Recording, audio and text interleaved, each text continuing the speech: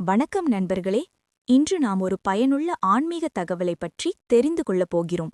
அதாவது, நாம் சாதாரணமாக ரோட்டில் நடந்து செல்லும்போது காகம் நம் தலையில் அடித்து சென்றுவிடும். இதனை அபசகுணம் என்று பலர் சொல்லி நாம் கேள்விப்பட்டிருப்போம்.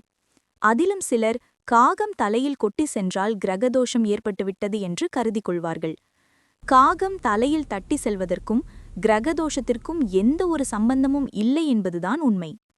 சரி, இந்த பதிவில் காகம் தலையிலோ அல்லது உடம்பில் மற்ற இடங்களிலோ தட்டிச் சென்றால் என்ன காரணம் என்பதையும், அதனால் ஏதாவது தீங்கு ஏற்படுமா, அதனை சரி செய்வதற்கு ஏதாவது பரிகாரம் உள்ளதா என்பதையும் பற்றி இங்கு நாம் தெரிந்து கொள்ளலாம். காகம் தலையில் உட்கார்ந்தால் அது ஒரு சாதாரணமான விஷயம்தான். இதற்காக நாம் பயம் கொள்ள வேண்டிய அவசியமில்லை.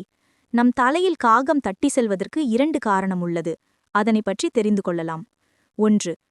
காகத்திற்கும் முன்னோர்களுக்கும் தொடர்பு இருக்கிறது. நாம் நம் முன்னோர்களை கும்பிட மறந்திருந்தாலோ அல்லது முன்னோர்களுக்கு திதி கொடுக்க மறந்திருந்தாலோ அதை காகத்தின் ரூபத்தில் வந்து நமக்கு ஞாபகம் படுத்தும் வகையில் காகம் நம் தலையில் தட்டி செல்லும். 2. பறவைகள் மற்றும் விலங்கினங்களுக்கு இயற்கை சீற்றங்களை முன்கூட்டியே அறிந்து கொள்ளும் தன்மை உள்ளது. எனவே நமக்கு ஏதேனும் ஒரு உடல் உபாதை பிற்காலத்தில் ஏற்பட உள்ளது என்றால், அப்பொழுது காகம் நம்மை கடந்து செல்லும்போது அது காகத்திற்கு தெரிந்திருந்தால் காகம் நம்மை எச்சரிக்கும் வகையில் நம் தலையில் காகம் தட்டி செல்லும்.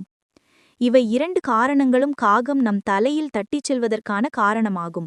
சரி, இதற்கான பரிகாரங்களைப் பற்றி இப்பொழுது நாம் பார்க்கலாம். பரிகாரம்: நம் வீட்டில் நல்லெண்ணெய் ஊற்றி விளக்கேற்றி குலதெய்வத்தை வழிபடலாம்.